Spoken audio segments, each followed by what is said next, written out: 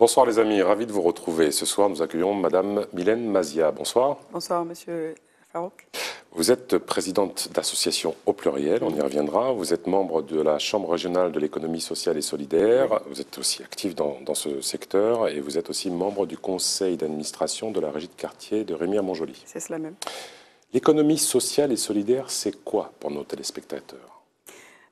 L'économie sociale et solidaire, c'est un secteur de l'économie qui regroupe un certain nombre d'acteurs, donc des associations, des mutuelles, des fondations, mais également des entreprises, mais qui œuvrent dans le but d'une équité sociale. Donc l'objectif étant que, en cas de dividendes des structures, ces dividendes soient redistribués au sein des structures pour réinvestir et non partagés par les éventuels investisseurs. D'accord, donc il n'y a pas de dividende aux actionnaires comme une entreprise classique. Non, pas du tout. L'objectif étant vraiment, voilà, ça... l'objectif étant vraiment de favoriser le social au sein de la structure. Une idée du poids de l'économie sociale et solidaire en Guyane, approximativement? Je n'ai pas tous les chiffres en tête. Cependant, en France, c'est 12% des emplois. Ah oui, donc ça représente un secteur relativement important malgré tout. Et le gouvernement a légiféré en juillet 2014. Donc il y a maintenant la loi ESS, donc qui date du 31 juillet 2014 du gouvernement Hollande. Vous pensez que dans le contexte actuel, pas guyanais forcément, on y reviendra après, mais c'est un champ porteur?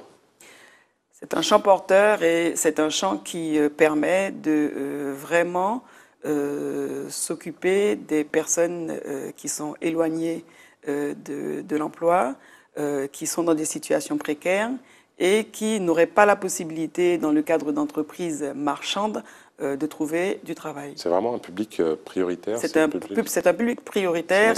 Voilà, et c'est vraiment une action sociale forte dans les quartiers, dans les territoires. Alors, une fois que ces personnes sont réinsérées par votre intermédiaire, c'est des contrats quand même qui ne durent pas, c'est pas des CDI que vous proposez, qu'est-ce qui se passe après pour eux? L'intérêt d'une personne qui trouve un emploi au sein de notre structure, ça lui permettra par la suite, enfin, dans un premier temps déjà, de retrouver un peu de dignité, voilà, de retrouver un rythme, de se réveiller pour aller travailler, de pouvoir aussi s'acheter une voiture, s'occuper un peu plus de sa famille, être moins en difficulté que si souvent il y a des gens qui sont en fin de droit, qui n'ont plus de revenus ou bien qui ont très peu de revenus. Comme vous avez dit tout à l'heure, effectivement, retrouver une dignité à travers l'emploi.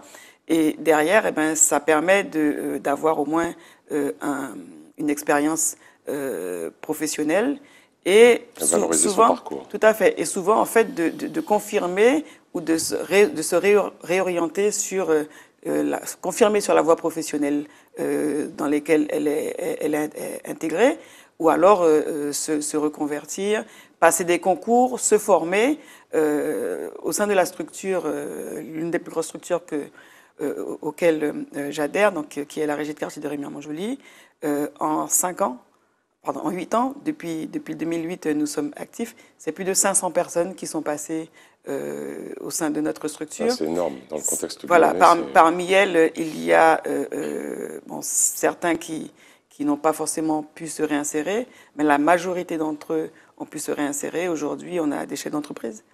On a des gens qui sont devenus. Voilà, on a des jeunes qui ont passé des concours et qui sont devenus fonctionnaires. Il y a des jeunes qui ont trouvé des emplois en CDI. Et puis, beaucoup ont trouvé la bonne voie professionnelle. Est-ce que vous êtes aussi touché par la menace et puis la suppression avérée quand même des contrats aidés?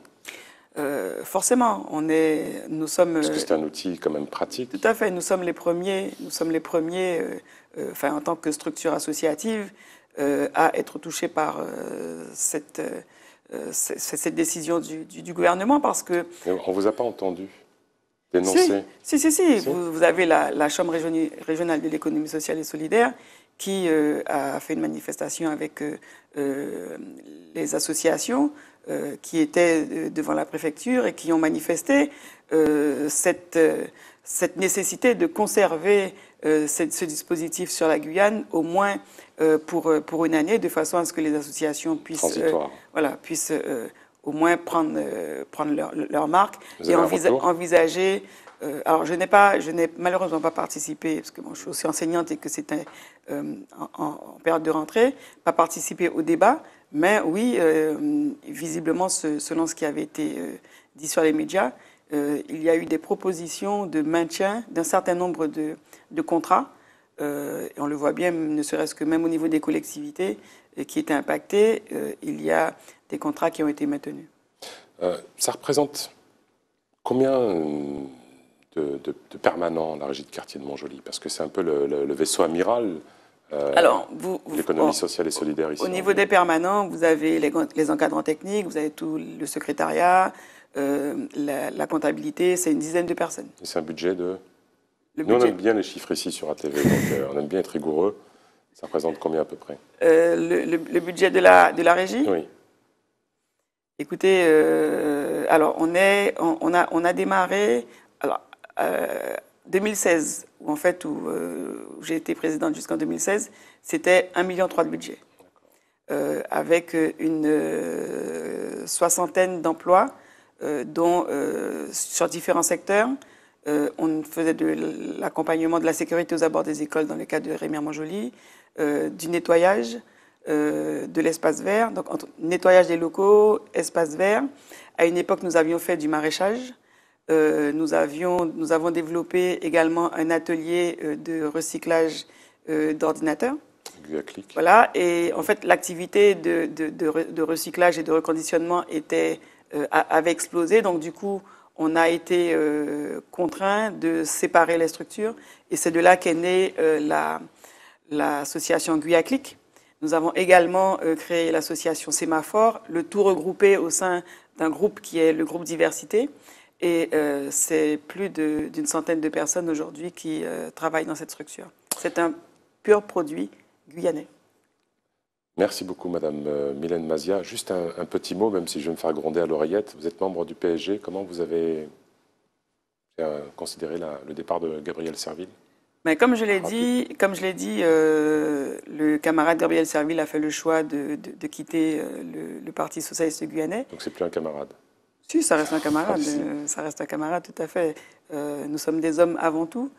Cependant, bon, il va falloir aujourd'hui que le PSG recentre son attention sur des sujets très importants pour le département de la Guyane. Voilà. Merci beaucoup, en tout cas, d'avoir participé à cette émission. C'est moi. Les amis, merci pour votre fidélité. À très bientôt. Les programmes continuent sur ATV Guyane. Tchambé.